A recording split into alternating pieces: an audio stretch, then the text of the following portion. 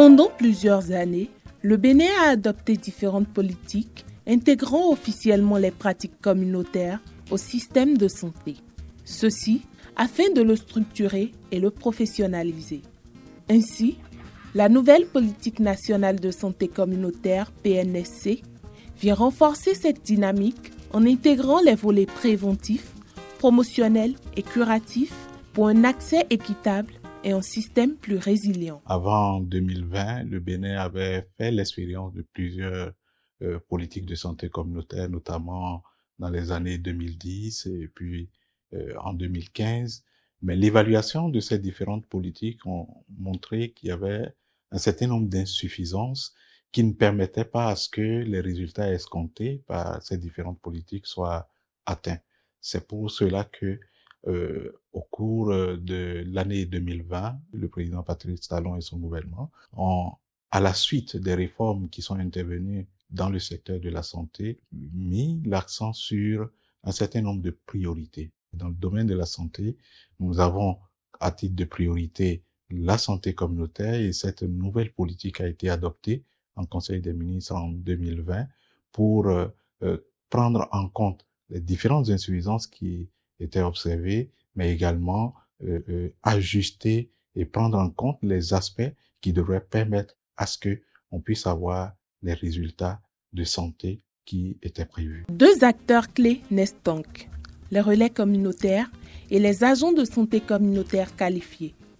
En tant que continuum des soins préventifs dans les communautés, ils agissent comme une interface entre la communauté et les structures sanitaires à travers le suivi et la surveillance communautaire des maladies, la communication de proximité, la démonstration des bonnes pratiques, entre autres. Un relais communautaire, comme vous le savez, aura à charge 200 ménages. Il aura pour mission de visiter les ménages au moins une fois par semaine avec l'outil digitalisé à l'Afiacom sur lequel il enregistrera au fur et à mesure les données qui seront disponibles en temps réel sur la plateforme pour son supérieur hiérarchique qu'est l'agent de santé communautaire qualifié ici présent.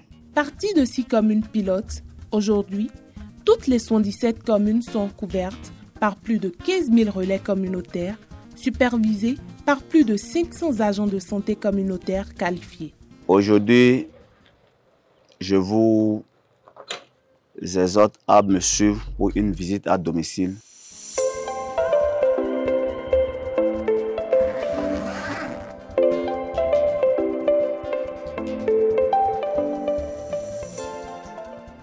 Quand on va dans une ménage où il y a une femme enceinte, on la sensibilise sur le bien fondé d'aller à la consultation prénatale.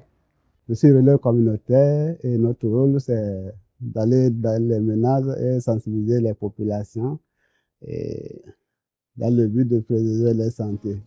En 2023, le Bénin a révisé la politique nationale de santé communautaire pour l'adapter aux enjeux actuels. Innovation numérique, données locales, cartographie.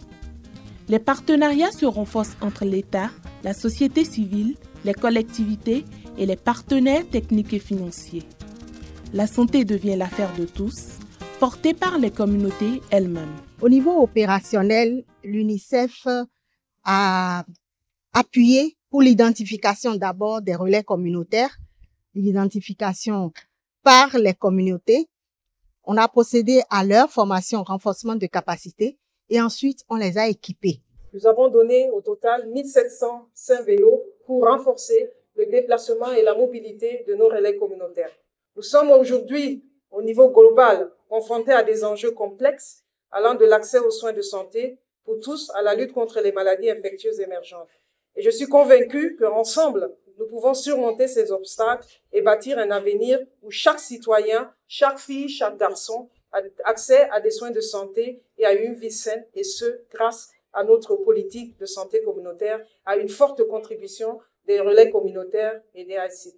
Dans ce sens, la vision Global One Health, traduite en politique, promeut une collaboration intersectorielle pour améliorer la santé humaine, animale et environnementale. En tant qu'agent de santé communautaire, par exemple chez moi, dans l'arrondissement de Biro, j'ai 22 relais communautaires. Les relais communautaires doivent faire des visites à domicile, doivent sensibiliser la population, doivent faire la promotion de la santé. Ils doivent également visiter ces ménages-là, vérifier le pourtour de ces ménages-là. Parce que nous parlons du paludisme. Le paludisme ne se prévient pas seulement en dormant sous moustiquaire, mais le paludisme se prévient aussi dans l'hygiène environnementale.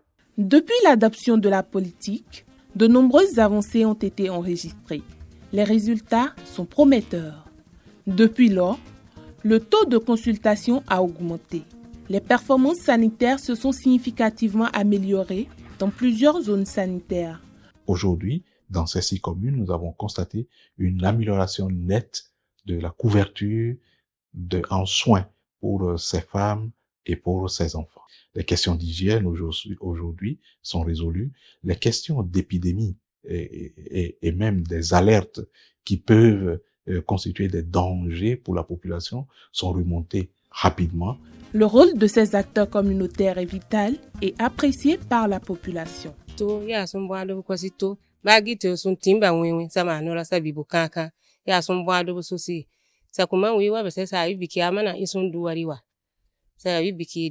Si vous allez dans les quartiers, dans les maisons, il y a un changement grâce à ces jeunes-là, des doléances. À côté de ces jeunes-là, ils ont eu des vélos. Mais s'ils retrouvent maintenant des motos, ça va encore aller plus vite. La politique nationale de santé communautaire est plus qu'un cadre stratégique. Elle incarne la force, la résilience et l'intelligence collective des communautés. Elle rappelle une vérité essentielle, les clés du bien-être se trouvent au cœur même des communautés.